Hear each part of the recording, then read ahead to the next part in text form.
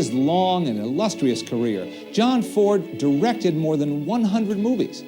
Many of them are considered classics: The Iron Horse, The Informer, The Grapes of Wrath, How Green Was My Valley, She Wore a Yellow Ribbon, The Searchers. But even on that remarkable roster, The Quiet Man still stands out. It was one of the most personal and deeply felt films Ford ever made, and it won the director his 4th Academy Award. As usual, Ford was busy making a movie when the Oscar ceremony was held, so accepting for him was his friend and favorite star, John Wayne, who had many reasons to feel a part of this triumphant moment. Hello, I'm Leonard Maltin, and this shillelagh is a memento that's been in the John Wayne family for more than 40 years, ever since the whole family spent a summer in Ireland making The Quiet Man.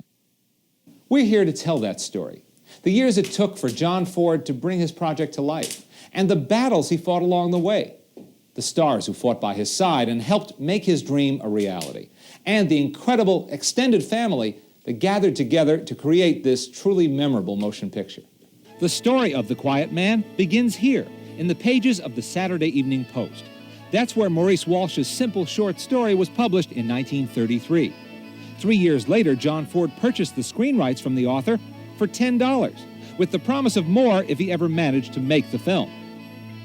John Ford was already considered one of the movie's top directors, though his greatest triumphs still lay ahead.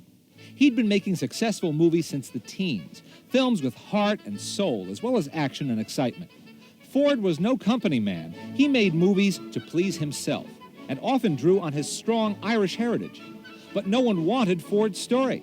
In spite of his huge successes at several studios, and in spite of his shelf full of Academy Awards, none of the Hollywood moguls thought this simple Irish story had any potential to attract moviegoers. In 1945, Ford visited Maureen O'Hara on the set of an RKO picture called The Spanish Main. 4 years earlier, he directed her in How Green Was My Valley, and they hit it off. Now, Ford told her about his pet project and offered her the leading female role. She accepted immediately and said she'd be ready whenever he was. The Irish-born actress was so committed to the project that in years to come, she even took down pages of the script in shorthand from Ford. Ford formed Argosy Productions with veteran producer Marion C. Cooper. They made successful films for RKO and MGM, but couldn't get The Quiet Man off the ground. In 1948, they thought they had their problems licked, but the necessary money still wasn't there. But Ford and Cooper were about to find a new home at the unlikeliest address in town, Republic Pictures. Republic was primarily a B-movie studio, famous for turning out westerns and Saturday matinee serials, and doing it on a tight budget. Ford's last film had cost over $2 million. For the same amount, Republic could and did turn out a whole year's worth of cowboy pictures. Republic did have one priceless asset, a contract with John Wayne. And Wayne thought Republic might give Ford a chance to make his Irish story. Republic's tough-minded boss, Herbert J. Yates, was trying to upgrade the studio's product. He jumped at the chance to have a man of Ford's reputation at his studio and signed him to a 3-picture deal. But he was no different from any other mogul in town. He didn't think The Quiet Man spelled box office, and he refused to do it unless Ford and his partner Cooper provided another picture first, one that made money. This is the movie that paved the way for The Quiet Man.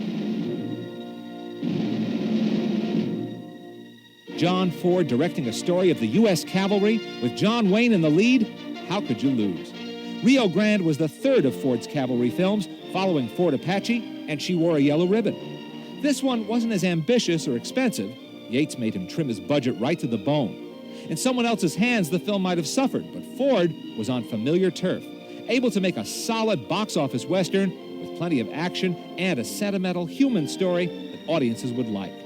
He surrounded himself with familiar faces, including John Wayne, Maureen O'Hara, and Victor McLaglen. All had worked with him before, and all would join him 1 year later to make The Quiet Man. Ford's use of the same actors, both stars and featured players, over and over again was not coincidental. He felt a special kinship with these people, as they did with him. But no one had a longer, more successful relationship with Ford than John Wayne. On a 1959 television show, Wayne got to introduce his mentor, and Ford got to spin his tale of how Wayne's movie career came about. We started our association many years ago when he kicked me when I wasn't sitting down. I think he's probably the greatest storyteller in the business. Can't get his pipe on his mantelpiece for the awards, critic and academy, that have been given to him for his work. To him, nothing is impossible for an actor. He's a hard taskmaster, but his ability commands respect. Every actor in Hollywood wants to work with him. I have only one bit of advice to the young ones. Don't ever disagree with him standing up. Liable to wind up like I did. Pappy Ford. How do you do, Mr. Ford? You did introduce John Wayne into pictures, am I right? That's correct. Duke was an undergraduate at USC when I first saw him. He was young Duke then, now he's old Duke. He was our prop man, or third assistant prop man, during his summer vacations. I asked him what he wanted to do, what he was studying for. Was he taking pre-med, pre-legal? And he said, no, he wanted to be a director. So eventually he drifted into small parts and into bigger ones, and when the story of Stagecoach came along, I said I'd like to have Duke for it. And we got him in. Don't you want another purple? No, thanks. And there he is. And here he is. Wayne and Ford worked together more than a dozen times, not counting cameo appearances, radio and TV shows, and other favors over a period of 40 years. They made many landmark films together, but their relationship went far beyond that of filmmaker and star. While they were great personal friends, my father also had this respect that could be akin to a father and son relationship. He often asked for and took Mr. Ford's advice on things, both with respect to his personal life and also his career. And whenever Ford wanted him, all he had to do was do this, and my father came running. Oh, he had enormous respect for him. I think he was intimidated by him a little bit, but I would say in a nice way. I think he would do anything for Uncle Jack because he respected him so. And I think Uncle Jack was right on about my father. He knew where he looked good. So my father I think, did well to trust him. He really knew what a fantastic director he is. A lot of people think he was the greatest director that ever lived. My father was one of those people. Rio Grande was not just one of Ford and Wayne's memorable collaborations. It was also the first time Wayne worked on screen with Maureen O'Hara, and their chemistry was undeniable. Carrying that around for a long time, hoping someday to pull a little... I'll take the flowers now. My father was a major movie star, and I think that you have to kind of explode off the screen, you know, and be larger than life. And I think Maureen was a woman that could match him on the screen. Aren't you going to kiss me goodbye?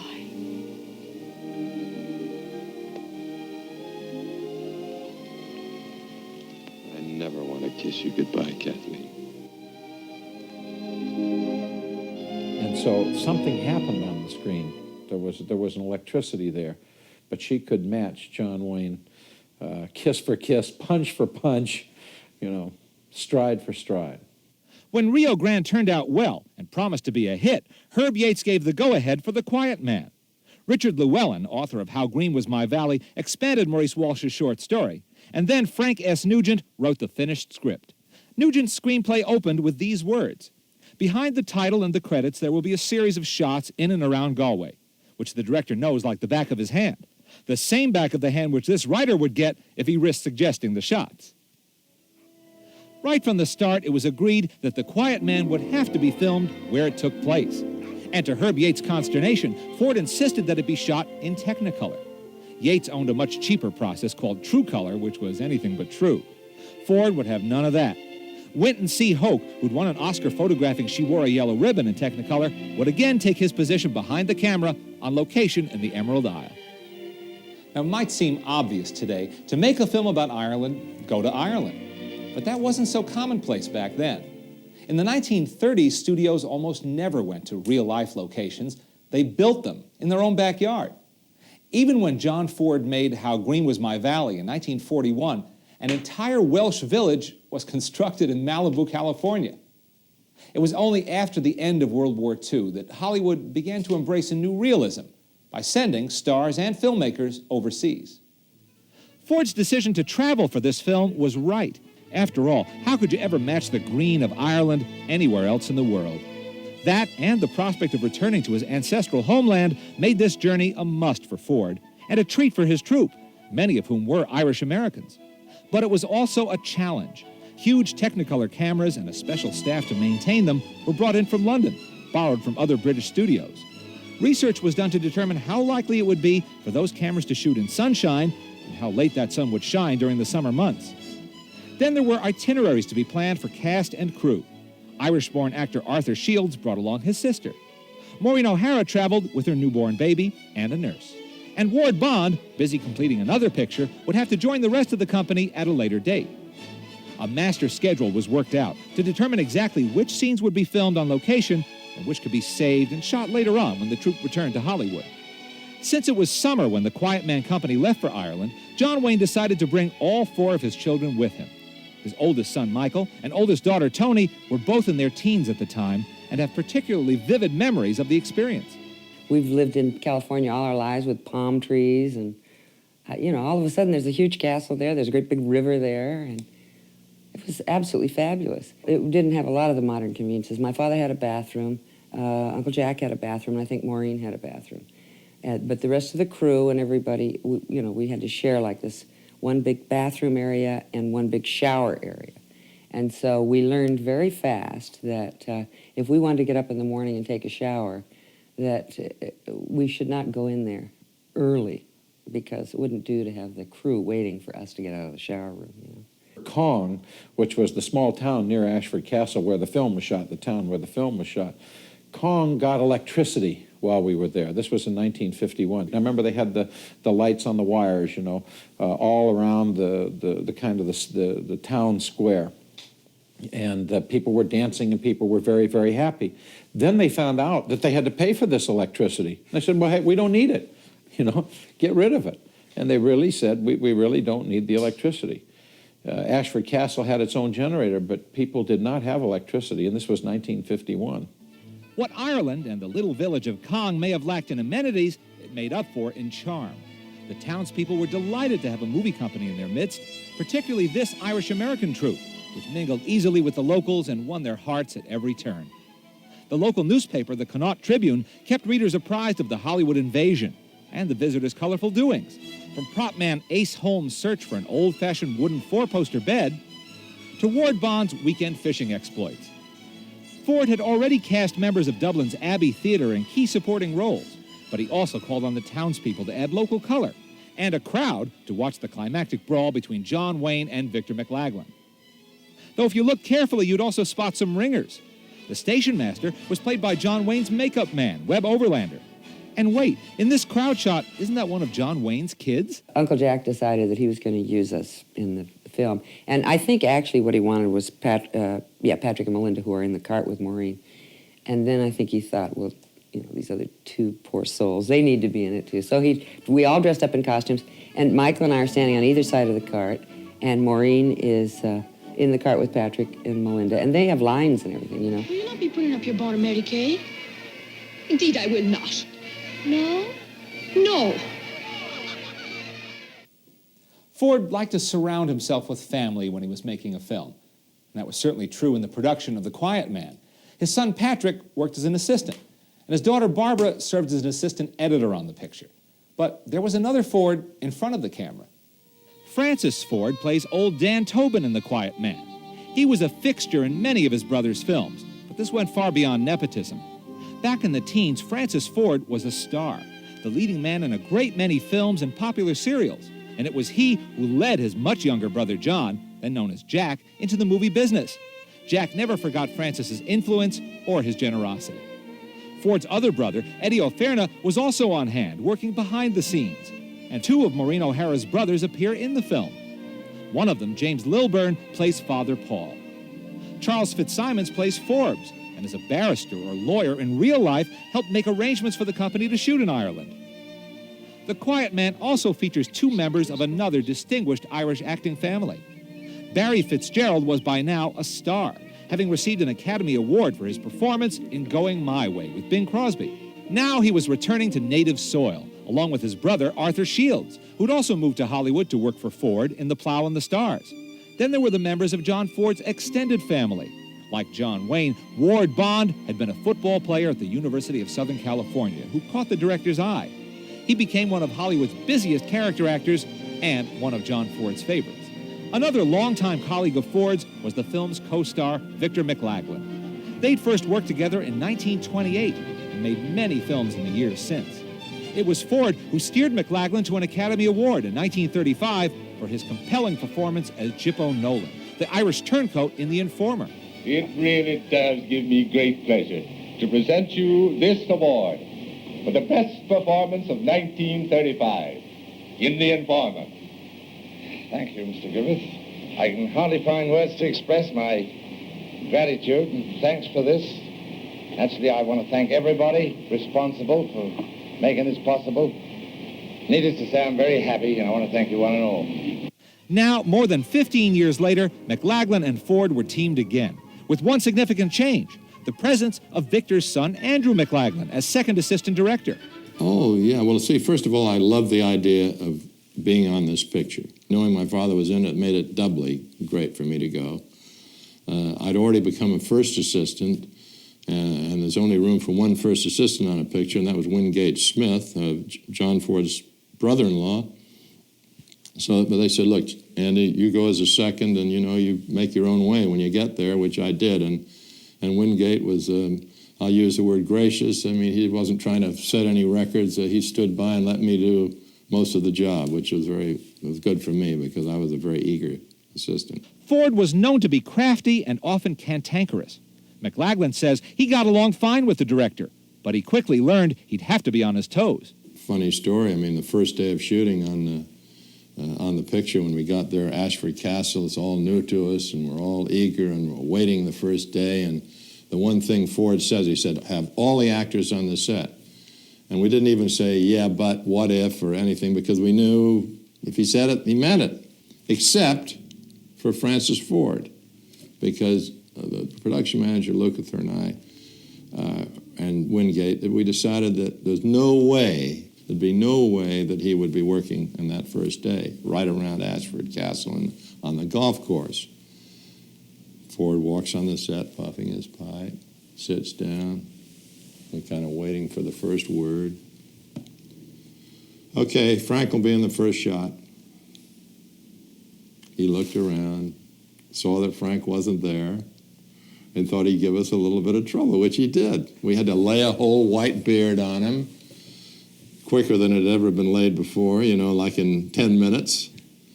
And by the time the camera was set up, Frank was in the first shot. McLaglen also learned right away what Ford could put his actors through and what kind of stuff Maureen O'Hara was made of. It was one of the first things she shot, and one of the first, I asked Ford whether I should move some of the sheep dung off because I noticed what was happening in the rehearsal. I said, Jack, don't you want to move some of that sheep dung? I mean, the field was covered. Leave it there, he said. So Ford really dragged Maureen through a lot of it. And I'm sure she was a little bit black and blue, but that was very real. Even astute viewers would swear that every frame of the film was made in the Emerald Isle, but they'd be wrong. Not only were all the interiors filmed at Republic Studios, but a number of supposed exteriors were shot there too. This was the ultimate movie-making illusion. Long shots of the horse race were filmed on location, but many of the close-ups were inserted later on a Republic soundstage. Even the White-a-Morn cottage was replicated on a studio stage, with a bit of the country lane leading up to it. But when this particular scene, the morning after the wedding, was about to be shot, Andrew McLaglen noticed something wrong. I walked on the set, and something was wrong, and it suddenly dawned on me that they had on, the wardrobe man had put on their regular daytime wardrobe, and they didn't have on the wardrobe that they had on at the wedding, which they'd been drinking all night, right? So I went up to Jack, and I said, excuse me, but I think that they're in the wrong wardrobe because the wedding, you know, they're still drinking, and they should be in their wedding wardrobe. And he went like this. Well, I could see that it was blank, but that was okay, too. He said, you're right. That's a note I made. So we changed the wardrobe. Gave me some satisfaction, and I like the way he handled it. This is a copy of the original shooting script for The Quiet Man. Now, some of what was written here and intended to be in the picture never made it to the finished film, including the very first scene. Screenwriter Frank Nugent intended to introduce Sean Thornton on the train, bringing him to Castleton. There was even some banter with a mother and son in the same compartment. The son gives Thornton an apple. The scene was planned to be shot near the end of the film's production schedule. It never was. But anticipating that it would be, John Wayne is dutifully holding an apple as he disembarks from the train. In the script, there's much more conversation with Michelene as he takes Sean Thornton to his birthplace. And as originally written, when Sean first sets eyes on Mary Kate, she greets him in Gaelic. There are many other changes, small and large, one can find in the shooting script, but none so interesting as the first exchange between Michelene, Barry Fitzgerald, and Father Lonergan, Ward Bond. This is what we see in the finished film. Sean, I'd like to have a little word with Michelene here in reference to sure thing, Father. But we never do get to hear what the two men discuss. An original draft of the scene and the final script confirm what was deleted. It's here we first learn that Michelene is the official village bookmaker. And what's more, Father Lonergan is a very good customer who's financially behind the eight ball. The scene was shot and later cut at the insistence of Hollywood's censors, the Production Code Administration. For a film that deals with sex and marital relations in such a forthright manner, The Quiet Man had relatively few problems with the censors, except in the state of Ohio, which insisted that this short scene be cut. Impetuous. Homeric. Even with these cuts, the film still ran long, much longer than Republic Pictures' boss, Herbert J. Yates, wanted it to. He'd told Ford in no uncertain terms that The Quiet Man could run no more than 2 hours. Ford's final cut, after all the trims he could bear to make, was 2 hours and 9 minutes. So he tricked Yates and told him he'd cut the film down. Then he had a screening for the studio boss and other company executives. They loved the film and eagerly anticipated the climactic brawl between Wayne and McLaglen. But at exactly 2 hours into the film, just as the fight was about to start, the screen went blank. Ford looked at Yates and said he couldn't think of any way to cut the film down, so he figured he'd just stop there. Yates gave in. The film remained 129 minutes long. All the film's ingredients blended together in perfect harmony, and even Herb Yates had a feeling he had a hit on his hands. This is how Republic promoted their picture in the original Coming Attractions preview. I'd like to tell you about The Quiet Man. He's John Wayne in a picture you'll soon be cheering. It's the story of Sean Thornton, a right-intended man who came from America to forget his past in Innisfree. There he met a fiery red-headed lass, and the village marriage broker went to work. That's a pretty bonnet you have on. Bonnet? Don't you be talking to me about bonnets. After leaving mine stuck up there like a... Easy now. Have the good manners not to hit the man until he's your husband and entitled to hit you back. Then her bully of a brother, Red Will Danaher, refused to pay her rightful dowry.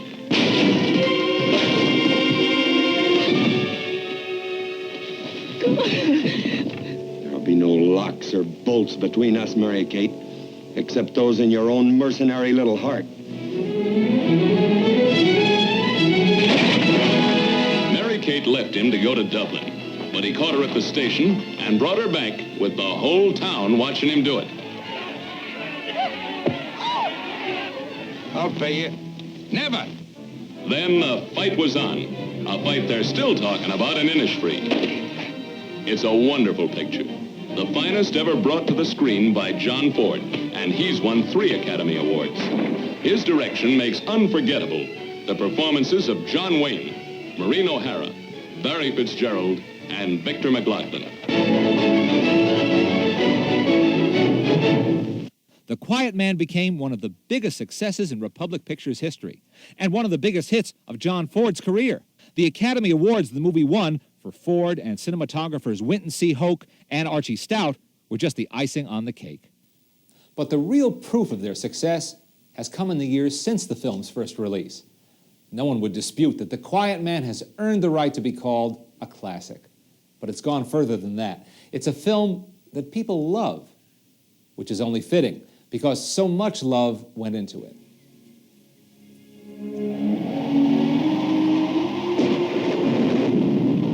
In Ashford Castle, towards the end of our location shooting, we had a dinner, big dinner planned, with Ford sitting at the end of the table, and we were all in this long, long table just like this. And he got up and made a very soul-searching kind of a speech where he said it was so happy, he was so happy to be here with making this film, which was his dream film to make, with all the closest friends he had in the business, and Duke and Victor and Ward and Maureen. And he said, this to me would be the perfect way for me to end my career. In other words, he was inferring that with this tremendous big family gathering, that this was his swan song. Well, that was 1951, and he went on through 1963. So he went on another good 12 years after his swan song. The Quiet Man turned out to be the film John Ford hoped it would be. Moviegoers have always cherished it, and it seems likely they always will.